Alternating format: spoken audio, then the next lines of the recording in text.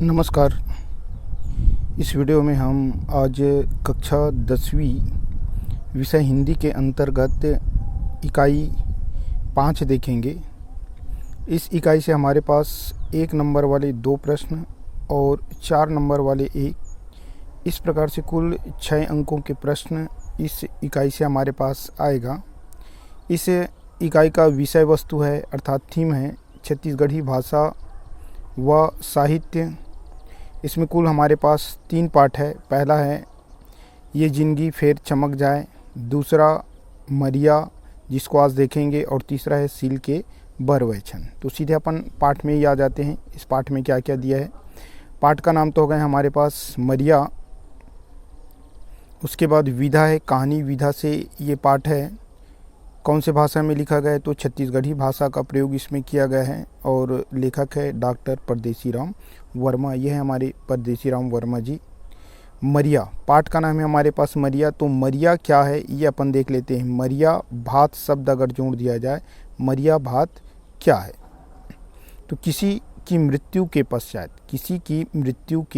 पश्चात समाज को दिए जाने वाले भोज को मरिया भात या मृत्यु भोज कहते हैं। मृत्यु भोज यानी कोई व्यक्ति अगर ख़त्म हो जाता है तो उसके मृत्यु के पश्चात समाज को जो भोजन दिया जाता है उसी को मरिया भात या मृत्यु भोज कहा जाता है। ये मृत्यु भोज शब्द भी आप लोग याद रखेंगे।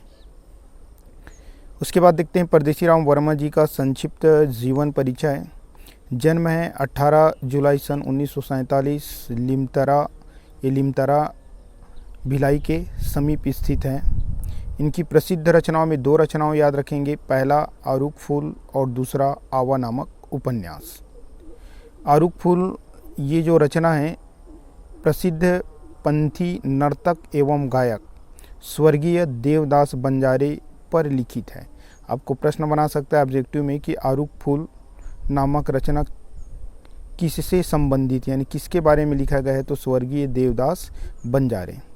इसी रचना के लिए मध्य प्रदेश शासन के द्वारा परदेसी राम वर्मा जी को माधवराव सप्रे सम्मान प्राप्त हुआ है। दूसरा रचना इनका आवा पंडित रविशंकर शुक्ल विश्वविद्यालय छत्तीसगढ़ के एमए के पाठ्यक्रम में है।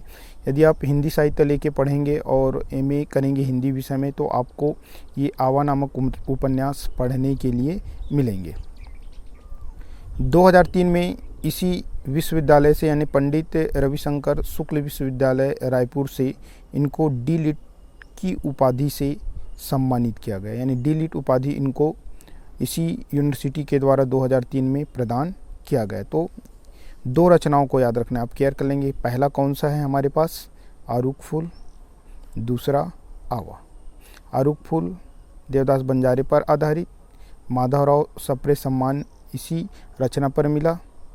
उसके बाद आवा में याद रखना है एमए के पाठ्यक्रम में कौन से रविशंकर यूनिवर्सिटी के। साथ ही साथ इसी यूनिवर्सिटी द्वारा 2003 में इनको डी लिट की उपाधि प्रदान की गई थी। उसके बाद आ जाते हैं सीधा कहानी में।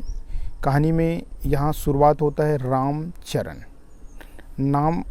नाम का एक व्यक्ति है और इनके जो पुत्र है, पुत्र का नाम है सी कुमार और इनका जो छोटा भाई है उस छोटे भाई का नाम है बलदू। याद रखेंगे यानी क्या हो जाएगा, पुत्र का नाम सी कुमार, छोटा भाई का नाम बलदू। इनके पत्नी भी है और ये सी कुमार का भी पत्नी और बच्चे भी है।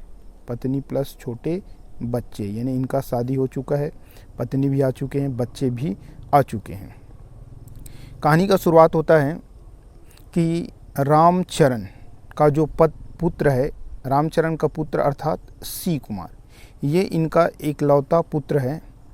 ये जो है नांगर और बैल लेकर खेतों में काम करने के लिए जा रहे थे। तो इसी बीच रामचरण अपने पुत्र से कहता है कि बेटा जब आप खेत जाओगे तो संझौती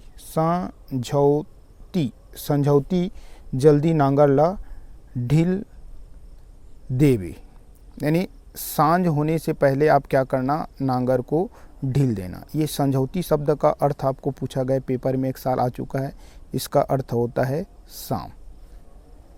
तो इन्होंने वही कहा अपने पुत्र से कि संझौती जल्दी नांगर ला ढील देवे।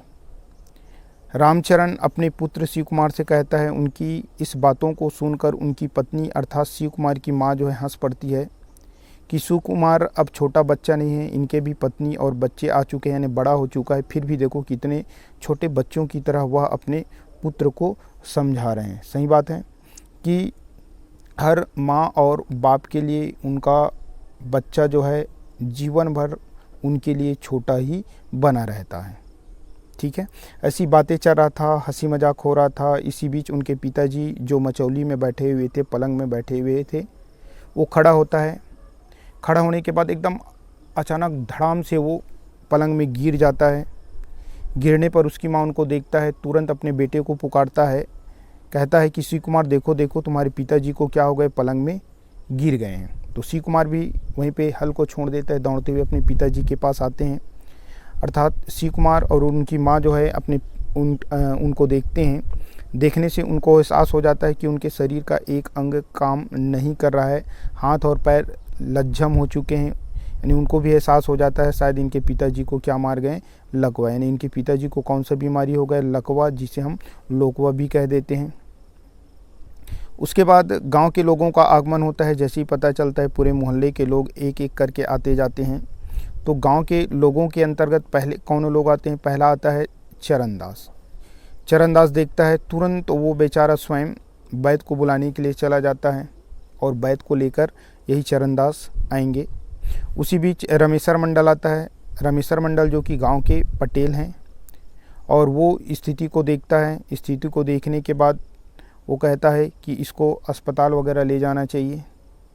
इसी बीच मर्राखन आते हैं। मर्राखन बोलते हैं कि देखो शिव कुमार, तुमने 4 सावन सोमवारी, गांव में जो सावन होते हैं उस सावन में कोई काम धाम नहीं किया जाता है, इस सावन सोमवारी को तुम नहीं माने। सावनाही ना मानने के कारण देखो तुम्हारे पिताजी का स्वास्थ्य खराब हो गया, उनको लकवा मार गए। तो रमेश्वर मंडल कहते हैं कि चलो इनको चरोदा अस्पताल में ले जाते हैं। इसी बीच रामू कहता है कि भड़क जाते हैं और बोलता है कि तुम लोगों को जब भी देखो तब अंग्रेजी दवा के पीछे पड़े रहते हो। इसको अंग्रेजी दवा अर्थात हॉस्पिटल ले जाने के बाद बघेरा बैगा के पास ले जाओ। यदि हम इनको बघेरा बैगा के पास ले जाते हैं, वैद्य के पास ले जाते हैं, तो वो गोली देगा और तेल मालिश करने के लिए कहेगा। उनका गोली खाएगा और तेल मालिश करेगा तो ये रामचरण जी ठीक हो जाएंगे और अच्छे से चलने लग जाएंगे, यानी कुदल्ला मारेंगे। ऐसा किसने कहा, रामू ने कहा। तो इसमें आप केयर कीजिए, यहाँ पे 4 लोग, रामचरण वैद्य बुलाने जाता है और वही वैद्य को लेके आता है। रमेश्वर मंडल गांव के पटेल चरोदा अस्पताल ले जाने की सलाह देता है। मर्राखन सावन सोमवारी नहीं माने, सावनाही को नहीं माने, जिसके कारण से ये हुआ, ऐसे करके बोलता है। रामू बघेरा ले जाने की बात कहता है। उसके बाद वहीं पे एक और आदमी रहता है, अंकलहा। अंकलहा कहाँ ले जाना है, शिव कुमार ला पूछ ले। अंकलहा कहता है कि ये शिव कुमार का पिताजी है, कहाँ ले जाना है तो कम से कम इनके पुत्र को एक बार पूछ लो वो क्या कहता है, तब इनको आपको जहाँ ले जाना है ले जाना। इसी समय वो एक लोकोक्ति, लोक धन उक्ति, यानी लोगों के द्वारा कहे गए उक्ति का प्रयोग करता है। चढ़ो तिवारी चढ़ो पांडे, चढ़ो तिवारी चढ़ो पांडे, घोड़वा गई पराए। तो इनका अर्थ होता है प्राप्त अवसरों को गंवाने वालों को पछताना पड़ता है। यानी जो अवसर है उस अवसर का अगर उपयोग नहीं करेगा, उनको गंवा देगा, उनको बाद में पछताना पड़ता है। इसी बीच बलदू जो कि रामचरण का छोटा भाई है, वो कहता है कि हमारे घर में कुछ भी नहीं है, हम लोग सूखा सनाथ हैं, घर में भूंजी भांग भी नहीं है, ऐसे करके। तो उनके बातों को सुनकर अंकलहा भड़क जाता है कि घर में कुछ रहे या न रहे, लेकिन अगर किसी का स्वास्थ्य खराब है तो उनको हमें अस्पताल ले जाना ही पड़ेगा या किसी वैद्य के पास लेकर उनका इलाज कराना ही पड़ेगा। यहाँ पे चुपचाप बैठने से काम नहीं चलेगा, इसलिए एक काम करो, इनको तुरंत जल्दी से जल्दी इनको जहाँ भी ले जाना है ले जाइए। इन सब के बातों को सुनकर जो पलंग पर अकेला पड़ा हुआ था रामचरण, वो जो है एक अंगू होके बोलते हैं खांसते हुए, मैं अब ज़्यादा दिन नहीं जीऊँ, मैं अब ज़्यादा दिन जिंदा नहीं रहा हूँ। वो बोलता है कि मैं अब ज़्यादा दिन जिंदा नहीं रहा हूँ, यानी नहीं रह सकता ज़्यादा दिन जिंदा।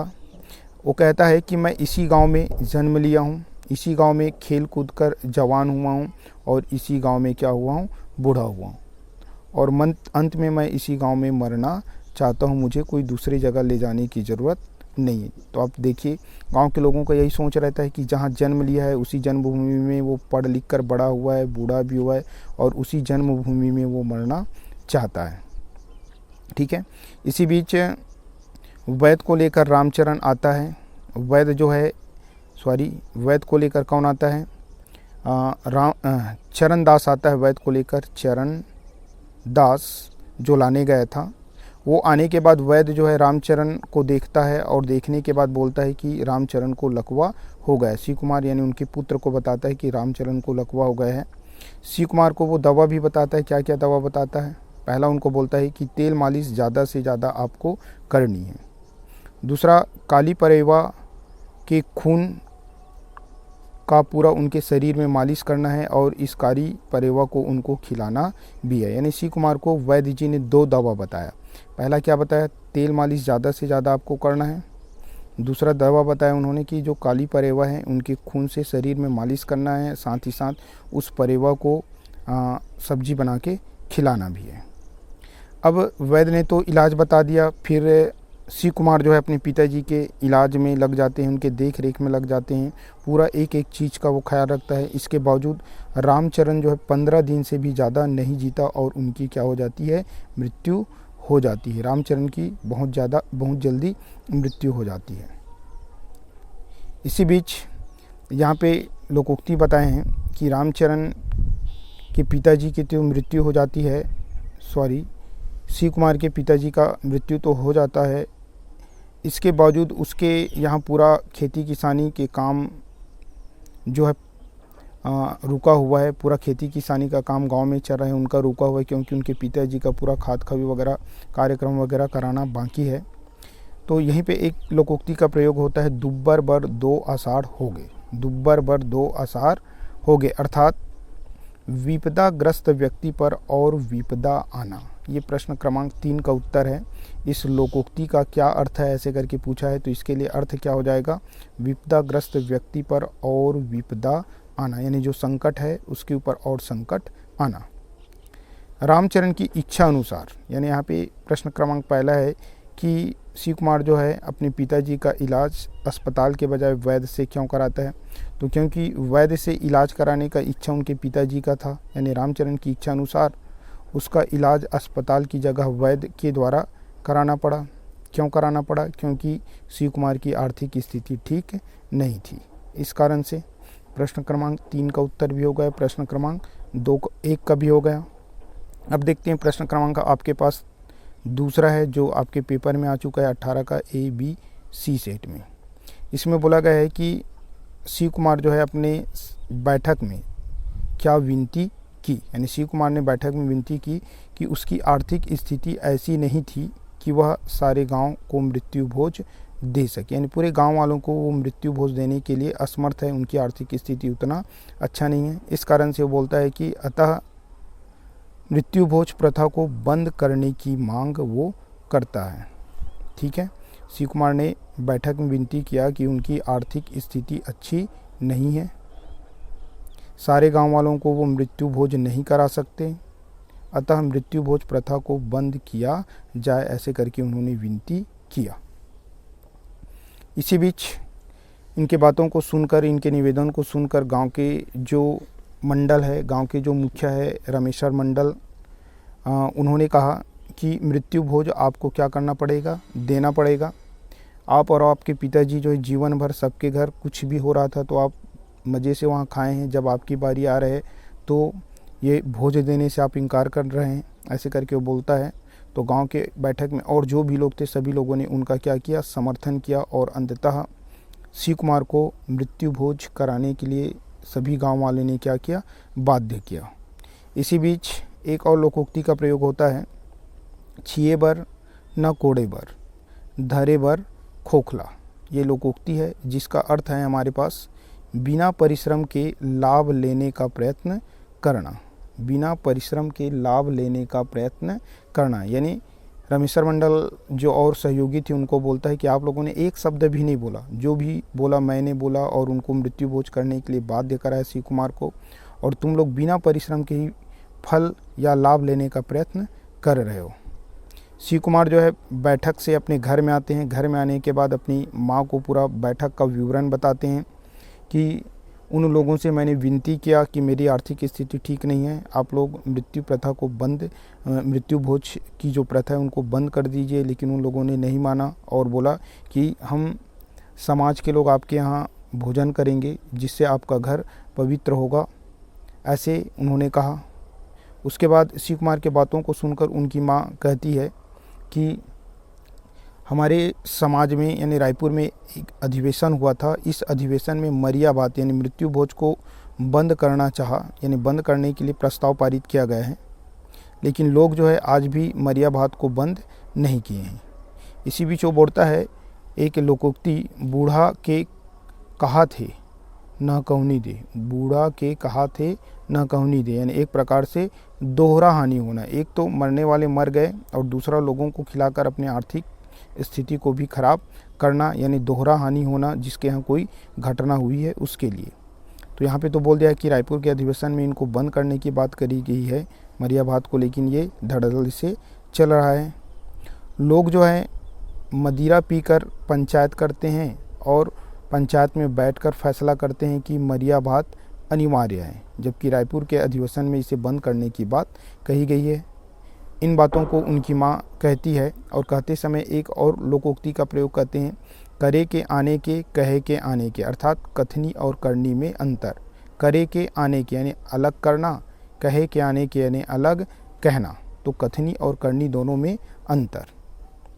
शिव कुमार की माँ ने अपने पति का स्मरण करते हुए, शिव कुमार की माँ अपने पति यानी रामचरण को स्मरण करते हुए कहती है कि उसने गांव में नाचा पार्टी के लिए एक गीत बनाया था। कौन सा गीत?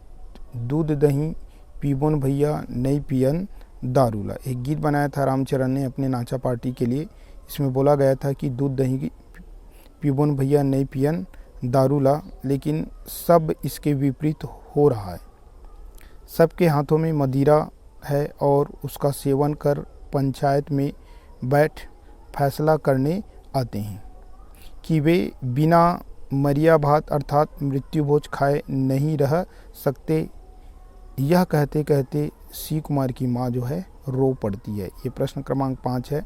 शिव कुमार की माँ जो है क्या कहते कहते रो पड़ती है। ये 20 के A, B और C तीनों सेट में आ चुका है। तो आपको क्या बोलना है कि शिव कुमार की माँ जो है अपने पति को याद करते हैं कि गांव में जो नाचा पार्टी है, उस नाचा पार्टी के लिए उनके पति ने एक गीत बनाया था। जो गीत क्या है? दूध दही पीबोन भैया नहीं पियन दारूला।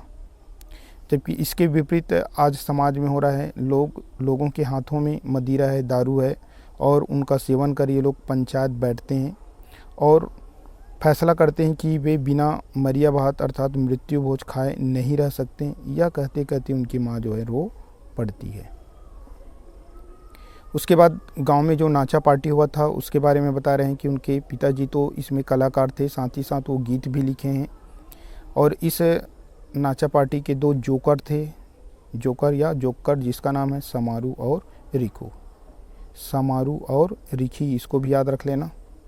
शिव कुमार ने मरिया भात खिलाने के लिए उसके पास जो 2 एकड़ खेत थे, इन खेतों को उन्होंने क्या किया? बेच दिया। 2 एकड़ खेत को बेच दिया।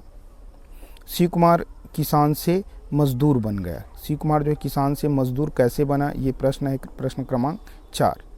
तो शिव कुमार को मृत्यु भोज के लिए अपनी खेती बाड़ी बेचनी पड़ी, अर्थात 2 एकड़ खेत उन्होंने बेचा और बाद में बैलों को भी बेच दिया, जिससे जीविकोपार्जन यानी जीवन चलाने के लिए जो साधन था वो साधन भी उनका छीन गया और वह किसान से मजदूर बन गया। तो आपको कैसे याद रखना है ये देख लो कि शिव कुमार जो है किसान से मजदूर कैसे बना।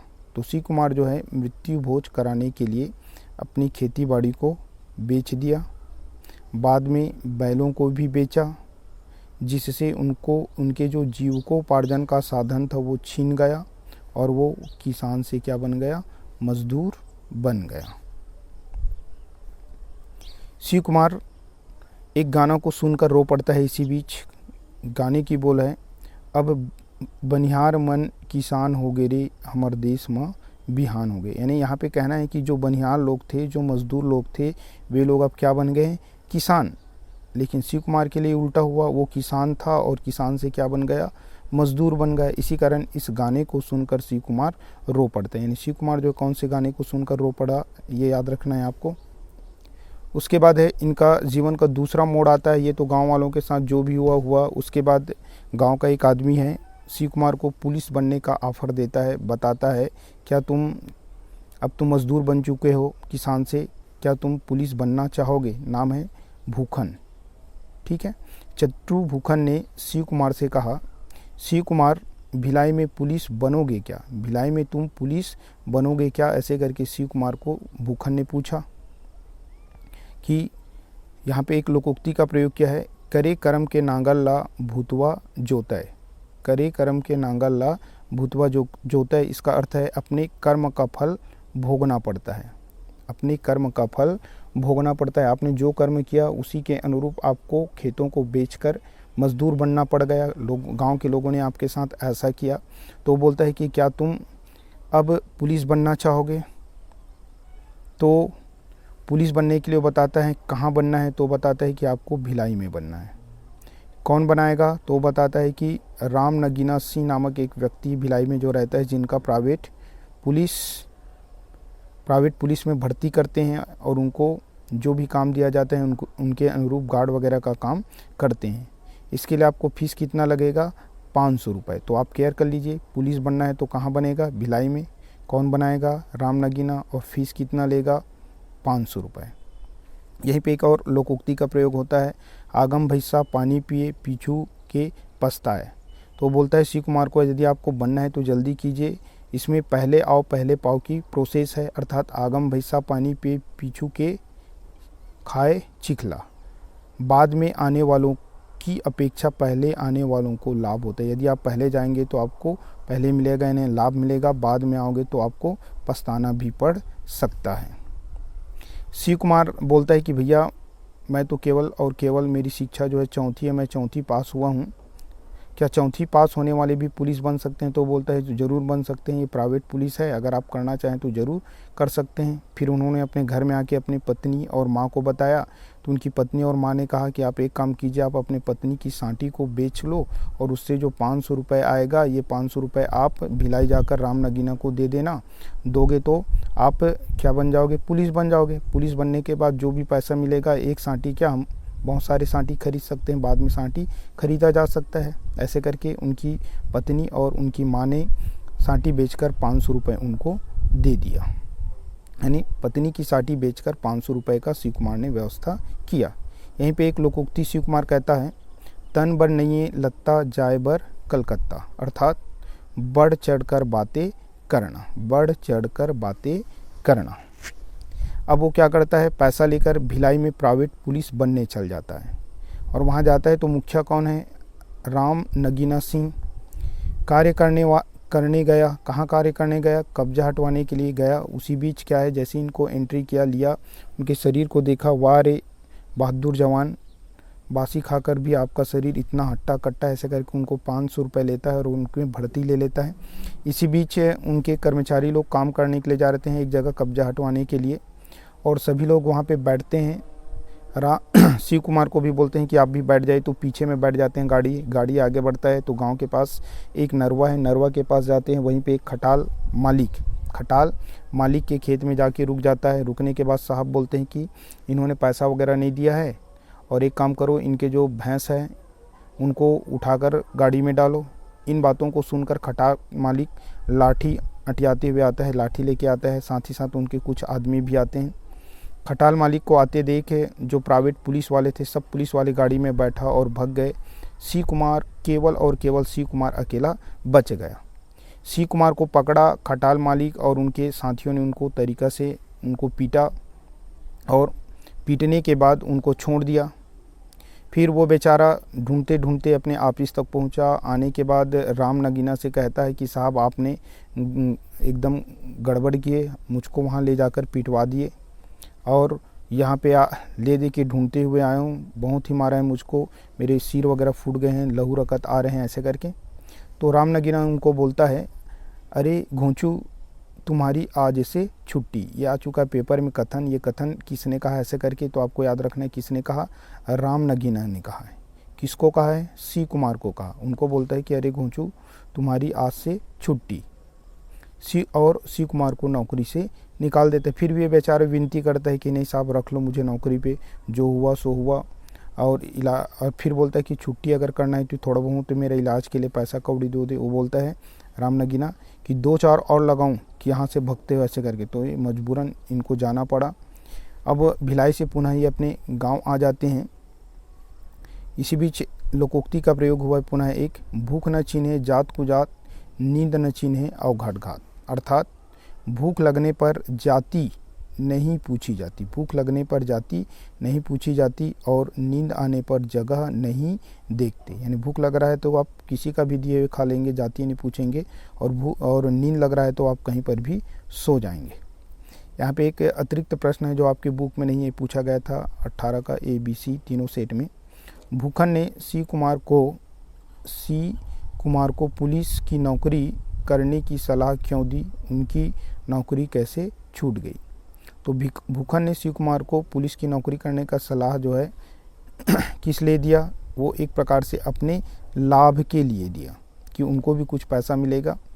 नौकरी करने से जो, फिर वो बताता है कि नौकरी करने से जो आपको वेतन मिलेगा उससे आपका घर परिवार अच्छे से चलेगा। पुलिस वालों का ठाट बाट भी होता है, अच्छे से ठाट बाट में आप रहेंगे, और कुछ लोग पुलिस वाला है यह कह के तुमसे क्या करेंगे, डरेंगे। नौकरी में बाहरी इनकम भी मिल सकता है, वह अपनी गरीबी भुलाकर बड़े अच्छे ढंग से अपना जीवन व्यतीत करेगा। तो यहाँ पे पहले तो आपको याद रखना है कि उन्होंने अपने लाभ के लिए उनको बोला, साथ ही साथ बताया कि अच्छा वेतन मिलेगा तो परिवार अच्छे से चलेंगे। पुलिस वालों का ठाट बाट रहता है, लोग उनसे ऑलरेडी डरेंगे। उसके बाद बाहरी इनकम भी मिलेगा जिससे आपका गरीबी जो है धीरे धीरे क्या हो जाएगा, दूर हो जाएगा, और आपका जीवन अच्छा व्यतीत होगा। ये तो हो गया आपका बनने की सलाह क्यों दी। अब उसे निकाला कैसे, तो भूखन ने सी कुमार को ठगा। उसने प्राइवेट दादागिरी करने वाले राम नगीना के प्राइवेट पुलिस दल में उनको नौकरी दिला दी, जिसका पुलिस समाज से कोई लेना देना नहीं था। खटाल मालिक के सामने राम नगीना और उनकी पुलिस दल कमज़ोर पड़ गई। सभी साहब की गाड़ी में बैठकर भाग जाते हैं। पकड़ा जाता है सी कुमार, वह मार खाता है, ले देकर दफ्तर पहुंचता है। राम नगीना कहता है मार खाने वालों का यहाँ कोई काम नहीं है, और इस तरह से सी कुमार को नौकरी से निकाल देता है। यानी क्या होता है, उनको प्राइवेट पुलिस दल में रखा जाता है जिसका पुलिस समाज से कोई लेना देना नहीं था। खटाल मालिक के यहाँ जाते हैं तो वहाँ पे राम नगीना और उनके जो पुलिस दल है कमज़ोर पड़ जाते हैं, सभी भग जाते हैं। पकड़ा जाता है कौन, सी कुमार, और खटाल मालिक के द्वारा इनको अच्छे से मारा जाता है, पीटा जाता है। उसके बाद इनको छोड़ देते हैं, तो ले दे के दफ्तर पहुँचता है। राम नगीना कहता है कि मार खाने वाले लोगों को यहाँ कोई काम नहीं, ऐसे करके उनको नौकरी से निकाल देता है। उसके बाद है गरीब बर सबकी चलते, घर वाला और बाहरी सब गरीब ला ठठा थे। ये कथन सी कुमार ने कहा है। क्या कहा है कि गरीब बर सबके चलते, घर वाला और बाहरी सब गरीब ला ठठा थे। सी कुमार ने ऐसा क्यों कहा, तो उन्होंने कहा क्यों कहा, क्योंकि गरीबी के बावजूद उसे गांव वालों ने मृत्यु भोज करने के लिए बाध्य किया, जिसके कारण से उनके खेत बिक गए और वो एक प्रकार से किसान से क्या बन गया था, मजदूर बन गया था। इसी कारण से कथन कहा कि गरीब बर गांव वाले और बाहर वाले दोनों गरीब ला ठठा थे। यहाँ पे गांव वालों ने भी इनके साथ नाइंसाफ़ी किया, यानी गरीबी के बावजूद उसे गांव वालों ने मृत्यु भोज कराने के लिए बाध्य किया, जिससे वह उनके खेत बिक गए, बैल भी बिक गए और वो किसान से मजदूर बन गया। दूसरा, ये तो गांव वालों के लिए हो गया। अब बाहर वाले बोले तो भिलाई के राम नगीना ने भी उनके साथ नौकरी दिलाने के नाम पर छल किया, जिसके कारण से बीवी का जेवर बिक गए और मार खाने के बाद उनके नौकरी भी छूट गया। ठीक, गांव वालों ने क्या किया मृत्यु भोज के लिए बाध्य किया, खेत बिका, किसान से मजदूर बन गया।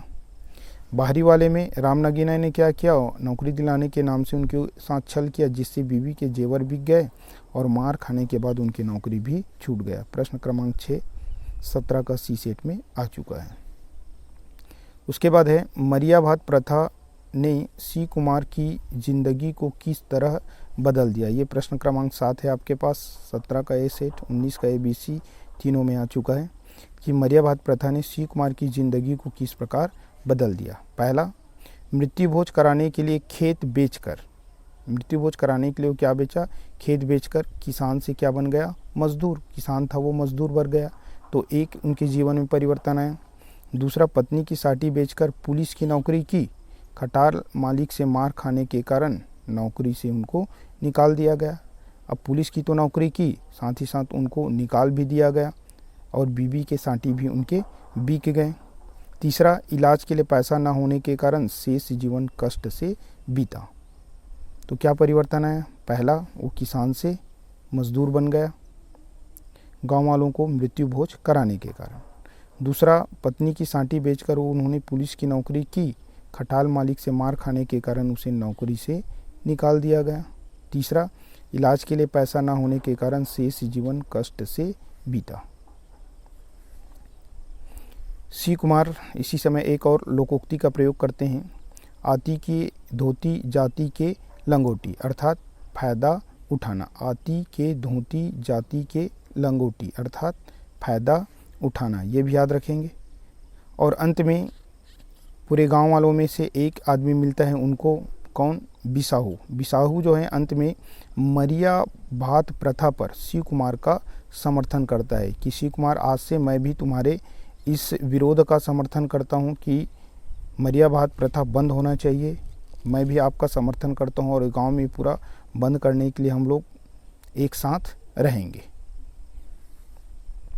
यहाँ पे व्याकरण के अंतर्गत हमारे पास लोकोक्ति है। लोकोक्ति को हिंदी में कहावत या जनश्रुति कहते हैं, कहावत या जनश्रुति लोकोक्ति को हिंदी में, जबकि छत्तीसगढ़ी में क्या बोला जाता है, हाना। ये याद रखेंगे, लोकोक्ति को छत्तीसगढ़ी में क्या बोला जाता है, हाना। ऑब्जेक्टिव वगैरह में पूछ सकता है। लोकोक्ति यानी लोक धन उक्ति यानी लोगों का कथन, लोक धन उक्ति, उक्ति यानी होता है कथन, तो लोगों की कथन। लोकोक्ति के बारे में क्या है, संपूर्ण वाक्य होता है। लोकोक्ति अपने आप में संपूर्ण वाक्य होता है, इसको एक वाक्य के रूप में प्रयोग कर सकते हैं। इसका प्रयोग स्वतंत्र रूप से अथवा किसी अन्य वाक्य के साथ भी किया जा सकता है। संपूर्ण वाक्य होने के कारण से स्वतंत्र रूप से भी कर सकते हैं या किसी वाक्य के साथ जोड़कर भी किया जा सकता है। पेपर में जो आया देख लेते हैं। 18 में सी कुमार ने बैठक में क्या विनती की, वह किसान से मजदूर कैसे बन गया। वही विनती किया कि मेरी आर्थिक स्थिति ठीक नहीं है, भोजन नहीं करा पाऊंगा, मरिया प्रथा बंद किया जाए, ऐसे करके विनती किया। उसके बाद भूखन ने सी कुमार को पुलिस की नौकरी करने की सलाह क्यों दी और छूट कैसे गया, तो इनको तो अभी समझाया हूँ मैं। उसके बाद सी कुमार के पिता का नाम क्या है, खालिस्तान में आपके पास रामचरण। उसके बाद है ये समझौती बोला ना, समझौती यानी उचित संबंध जोड़ों में आया था शाम। नौकरी दिलाने के नाम पर सी कुमार से किसने धोखा किया, राम नगीना ने। मरिया प्रथा ने सी कुमार की ज़िंदगी कैसे बदल दी, तो 3 अंतिम प्रश्न में बताया था। 3 प्रकार से किसान से मजदूर बन जाता है, साटी बेचता है, पुलिस का नौकरी करता है, निकाला जाता है और बाद में अच्छे से इलाज ना होने के कारण से उनका जीवन कष्ट में बीता होगा। उसके बाद है मरिया भात वाला, मरिया क्या है ऐसे करके उचित संबंध जोड़ों में आया था, तो उसके सीध में लिखना था आपको क्या, कहानी। उसके बाद है सी कुमार की माँ क्या कहते कहते रोक पड़ी, वही उनके पति जो है गांव के नाचा पार्टी में काम करते थे, गीत बनाए थे और आजकल सभी लोग उनके बातों को ना मानकर उल्टा दारू पीते हैं, पंचायत में बैठकर भी दारू पीकर फैसला सुनाते हैं। ये सारी चीज़ों को सुनकर बातें करते करते वो रो पड़ती है। आवा ये एक उपन्यास है, इसमें सीध में आपको लिखना था डॉक्टर परदेसी राम वर्मा। ऑप्शन है इनका, उचित संबंध जोड़ों से रिलेटेड है। इस प्रकार से ये अपना पूरा पाठ हुआ। अगर यह वीडियो आपको अच्छे लगे तो अपने आप लाइक करें, अपने दोस्तों को शेयर करें, सब्सक्राइब करें। सब्सक्राइब करेंगे तो वीडियो आपको तुरंत मिल जाएगा। पुनः वीडियो देखने के लिए आप सभी को बहुत बहुत धन्यवाद।